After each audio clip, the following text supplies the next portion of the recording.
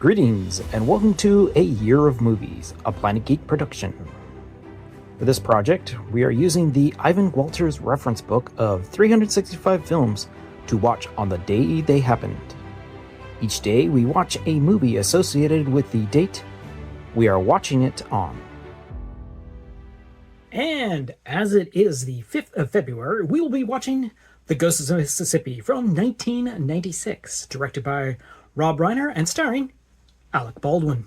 Now, on a very vague memory of this movie happening or being released, I can remember a lot of entertainment around it just because of cast, director, and whatnot. But I definitely know that it was based on a true story, and that that's about all that I actually know. I know it was a very racially charged situation to begin with, and so that's basically what I have. So this would be a first watch for me.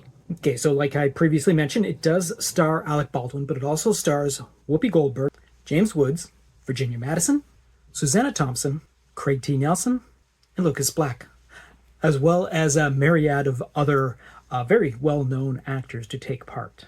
I didn't realize how unsettling I would feel. First of all, the fact that this is probably the first Rob Reiner movie that I've actually seen since his unfortunate passing recently. So it was a little bit of a like, oh, this next movie, Rob Reiner. Okay, well, this will be great. A Rob Reiner movie I haven't seen, which I think a fantastic thing. Knowing that it was going to be a very racially charged storyline to begin with, it was still a little unsettling to see the racism that still was very prominent at the time that this movie takes place in Mississippi. We begin with a assassination of a black gentleman by a white man. He gets put onto trial, two mistrials, and then 25 years later, there's a push by the gentleman's widow to reopen the case, and that's where we get into our story. Not having seen this movie before, again, aware of the movie to begin with and the backstory to it. It was a very, very well done, and again, we're dealing with Rob Reiner and a very well acted cast from top to bottom. It is very unsettling at points, which I think was supposed to be the point.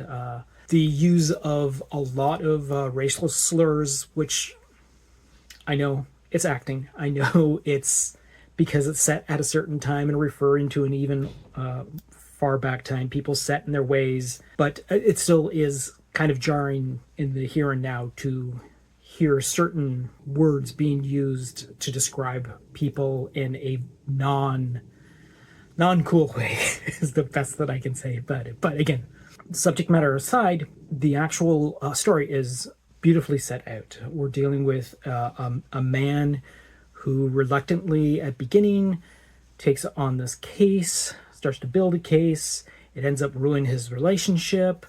It just throws his life into chaos, but he basically sticks to his morals, and we come about with a positive ending to this movie. It's kind of interesting to see Alec Baldwin with a southern accent most of the time. Every once in a while he does lose his accent. Some other of our other character actors that show up are just wonderful to see. I mean, William H. Macy has a role in this movie that is just, I mean, it's William H. Macy being William H. Macy as a character actor, which is always a shining point in almost any movie. But yeah, I know it's very well acted and very well put together and executed sublimely. And again, another example why Rob Reiner was such a phenomenal director. So as the movie relates to an actual real life occurrence, the date that the verdict comes down to convict, it actually comes down on February 5th, 1994, which is 2 hours and about 1 minute into a 2 hour and 10 minute movie. So The actual trial itself actually doesn't start until almost an hour and a half into the movie to begin with, the actual trial. All right, and it is January 6th, we'll be watching The Andromeda Strain from 1971, directed by Robert Wise and starring Arthur Hill.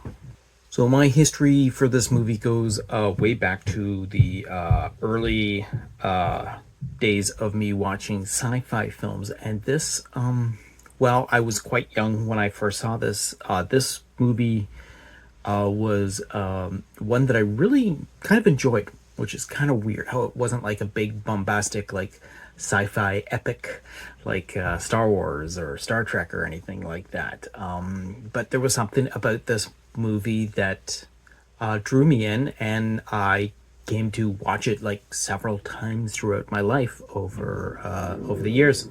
And I'm pretty sure when I originally started watching it, the name of Michael Crichton didn't mean much to me at the time. Later on, it obviously would, but yeah. So again, don't know when I first saw this, how young I was, or who actually introduced me to this movie, but yeah, it grew to be a movie that I would definitely seek out every single time it would show up on like Saturday afternoon movies or whatnot. So like I stated earlier, it stars Arthur Hill, as well as David Wayne, James Olsen, Kate Reid, Paula Kelly, George Mitchell, Raymond Beery, and Peter Hobbs. So yeah, so it's a very very down to earth to use that proper pun, actually, sci-fi movie. It's a satellite that crashes down in a New Mexico town, and when an observation team goes to retrieve it, they succumb to a virus that has come from space with the crashing of the actual satellite. And the entire population, minus 2, are completely wiped out.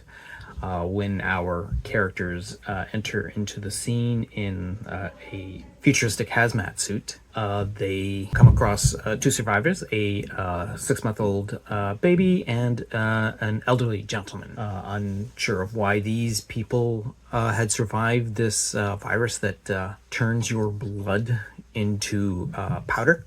We're dealing with a situation where back at the underground layer where they are studying the virus, it's up to them to discover whether it's possible for the town to be wiped out completely, or if that would definitely assist the spread of this alien virus. Now, it's a very smartly written movie, as it, like I said, it's based on Michael Crichton's works. But it's cool science because it's not over the head of the audience at any point. It's very dramatically told. It has a lot of like thrilling moments, beautifully portrayed by each of the actors in this movie, and it's just a delight to watch every single time. Like, except for like a lot of like dramatic camera work and all that sort of thing, this possibly could even be described as like a documentary style, as we follow these scientists as they go step through step, trying to figure out the possibility of either eradicating this virus or whatnot. So as it pertains to the actual day of the year, we are dealing basically with several days in this process, and day 2 is actually would be February 6th, 1971, at the 16-minute mark of the movie, which is part of a 2-hour and 10-minute long movie to begin with. And when it comes to the Academy Awards for that year, it got nominated for Best Art Direction and Best Film Editing. And as it is February 7th, we are going to be rewatching The Life of Emile Zola from 1937, directed by William Dytarel and starring Paul Mooney. So when I saw this name on the list from yesterday, I really had no idea what it was. Obviously, I knew going into it, 1937, we're going to be talking about a classic black and white movie. But to tell you the truth, I had no idea what it was. Needless to say, this is a first watching for me. Again, besides starring Paul Mooney, it also stars Gail Sordengard, Joseph Charles-Kraut, Gloria Holden, Donald Crisp, Aaron O'Brien Moore, John Littell, Morris Karnofsky. Like stated earlier, I had no idea what this movie was about, and as the movie came into its opening credits, came across an actual interesting beginning to a movie that I had not expected to see. Now, I'm going to read from what it actually says on the screen. This production has its basis in history. The historical basis, however, has been fictionalized for the purposes of this picture and the names of many of the characters. Many characters themselves, the stories, incidents, and institutions are fictitious, with the exception of known historical characters whose actual names are herein used. No identification with actual persons, living or dead, is intended or should be inferred. So this is usually something that you would see like at the end of the movie. To have this as a historical backdrop to this story, it's kind of interesting to see it right up front, telling the audience like, hey, what you're about to see is based on a true story, but we've fictionalized parts of it. So the movie centers around Emile Zola, who is a French writer who's known for his controversial novels from the 19th century. It starts off in his, I guess, bohemian-esque existence of poverty as a writer, getting a job presented to him by his mother, to become a more stable individual in society, moving up the ladder, getting different jobs to center in as becoming a well-known writer. At one point in the story, we have him having to come to the defense of a wrongly accused gentleman, and as he assists in the righting of this wrong, claiming that it's a very big government cover-up, he is then brought into trial for criminal libel on February 7th, 1898, which is about an hour and 9 minutes into this 1 hour and 56-minute movie. None of these actors looked anywhat familiar to me. Even the names and how I pronounce them, as you can tell, was probably wrong on a couple of points. It was a very engrossing film to see a movie of this era, to have such a substantial play in telling a historical story. I'm not sure of the actual full facts of the actual happenings, how truncated and how fictionalized that the storytelling was, but from what I saw, I was very entertained throughout, and it's always nice to see a film of this era. So when it came to the Academy Awards for that particular year, it actually won for Best Picture and Best Supporting Actor for Joseph Charles-Kraut, and Best Screenplay. It was also nominated for Best Actor for Paul Mooney, Best Art Director, Best Director, Best Assistant Director, Best Score, Best Sound, and Best Screenplay. And as it is the 8th of February, we are going to be watching Love Affair from 1995. Directed by Glenn Gordon Caron and starring Warren Beatty.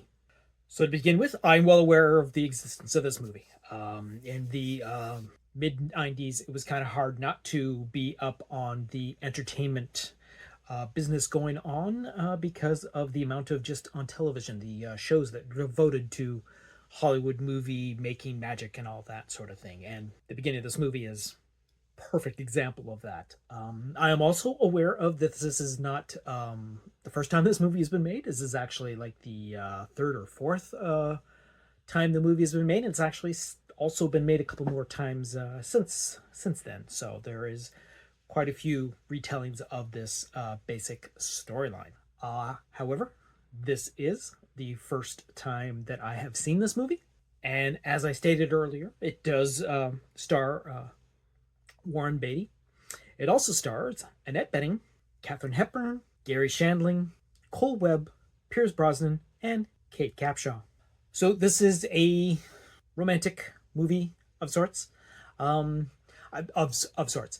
So to begin with, it deals with a high-profile ex-football player who is a playboy womanizer that is about to start settling down with his famous actress fiance on a a forced downed airplane, he ends up meeting a woman who is has a singing background, and over the time that they're stranded, try to get back to where they need to be, have a bit of falling in love, separate from their partners, and tell each other just before they depart from the original that they'll meet together in New York City 3 months from then. And so whereas the date that they set aside to meet up at the top of the Empire State Building is May 8th of 1995, the actual date we are using in this movie is when they actually concoct this idea, and that is 3 months prior, when their plan lands in New York City before they part ways, and that is February 8th, 1995. Which turns out to be 50 minutes into a hour and 48-minute movie. So, I mean, all in all being said, not that engrossing of a film to begin with. I will admit, this is at a time where Warren Beatty is at his most charming. He is working alongside of his wife, Annette Bening. And again, for Warren Beatty, this is a fantastic role for Warren Beatty, and Annette Bening does a fantastic job. The secondary characters of Kate Capshaw and Pierce Brosnan are really great to see in their minor roles. The one thing about this particular movie is it actually depicts the final performances of Katharine Hepburn, as who portrays the aunt of Warren Beatty's character.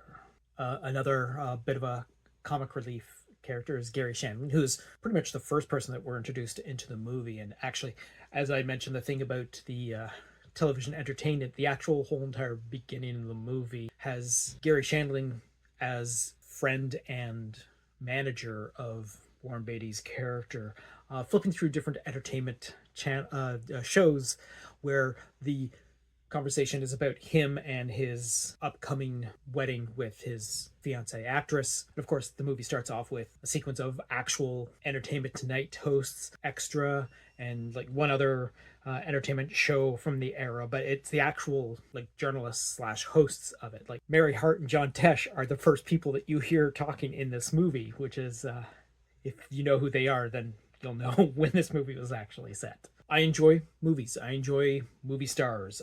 This is by no means a terrible movie, but I just felt that the romance of this situation didn't seem as realistic as it could have been.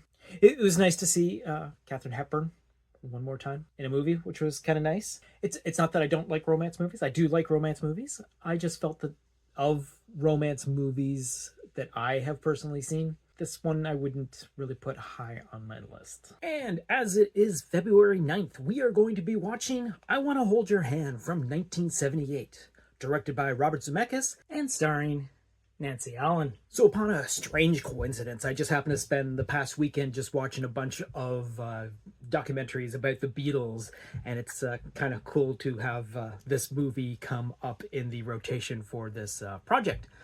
Now, I am definitely aware of the existence of this movie, but as I was watching it, I was pretty sure that I hadn't seen the movie before, and yes, definitely, this is my first full-time watching. There were sequences that I do remember, probably just from memories of flipping through channels back in the day, watching it on like a Saturday afternoon movie or something, whatever channel I happened to be watching at the time. But other than that, this is my first full watch through of the entire movie. So, as I did originally mention, it does star Nancy Allen, as well as Bobby DeSico, Mark McClure, Susan Kendall Newman, Teresa Saldana, Wendy Jo Spruber, and Eddie Deason. So to begin with, I was unaware of until I started looking up the movie that this is not only a Bob Zemeckis film, but also has Bob Gale involved in as well. So that's kind of a neat sort of connection to see those two gentlemen working together in this film. It deals with a very fun time in television history. The main story centering around the day that the Beatles are performing for the first time on the Ed Sullivan Show. And this group of kids from New Jersey trying to, through different schemes and plans, to get to see the Beatles in some form or other. The cast is a fantastic cast of very notable faces throughout this era of movie making. The movie, well, I was pretty sure was a comedy to begin with, was a lot more slapstick than I expected. Very impressive slapstick on several parts. It's a really thorough examination of Americana at the time. The era of the Beatles, just the explosion of Beatlemania as it comes to the shores of America, and it was just a fun experience to watch. And again, going into it, I was definitely more surprised at how entertaining the movie turned out to be. Not that I wasn't expecting a Robert Zemeckis movie not to be entertaining, no matter what type of film that Robert Zemeckis is making, but this turned out to be a movie that I hadn't realized was his, and that was quite entertaining and just happens to fall into line with the stuff that I'm doing in my regular life, watching a bunch of Beatles stuff. So it was very entertaining. One other thing that we are looking at the late 70s, so the amount of Beatles music that was in this movie must have cost a small fortune to get the rights to do. We begin the movie showing some archival footage of the actual Beatles themselves, and we do have a lot of scenes where we see on the screens and on camera monitors footage of the Beatles performing. So the good major portion of this movie actually takes place on February 9th of 1964, the day that the Beatles did perform on the Ed Sullivan Show, which at the very beginning of the movie, like 17 minutes into an hour and 44 minutes, is when the main cast, our main 6 casts that are driving from Jersey, arrive in New York City. But then comedy ensues, team gets split up, they come back together. It's a fantastic movie, and I'm really happy to have seen it. And as it is February 10th, we are going to be watching Gran Torino from 2008, directed and starring Clint Eastwood. Now, to begin with, this is a movie that I saw at a time of my blockbuster years. A very great time for a movie fan to be working in that industry, well before the actual closure of the system shut down. So, but again, we were talking around 2008 when I saw this movie as one of my, weekly picks that we get to watch the weekend before they come out, so that we can have recommendations to the crowds of people that would be clamoring to see this Clint Eastwood movie. And as I had mentioned, it does star Clint Eastwood, as well as Bee Vang, Ashley Her, Christopher Charlie, Duamua, Chiao Ku, Brian Howe, and Brian Helly. So Eastwood plays a fantastic, crabby old man. There's a bit of a shocker, but he plays a Korean War veteran who basically doesn't really relate to anyone, family, and including his Asian immigrant neighbors. As part of a gang initiation, the son of the people next door tries to steal his pride and joy, his 1972 Ford Gran Torino. That's Eastwood's car, like I said, as part of the initiation. But upon failing that, the rest of the gang tries to beat him up, but Walt, who is Eastwood, kind of comes to his rescue. This resulting in the family that lives next door of the Humungs praising his thanks, which definitely is not to Walt's liking. So at one point, Tao, the young boy that tried to steal the vehicle, begins to work for Walt to pay off to make amends for his earlier actions.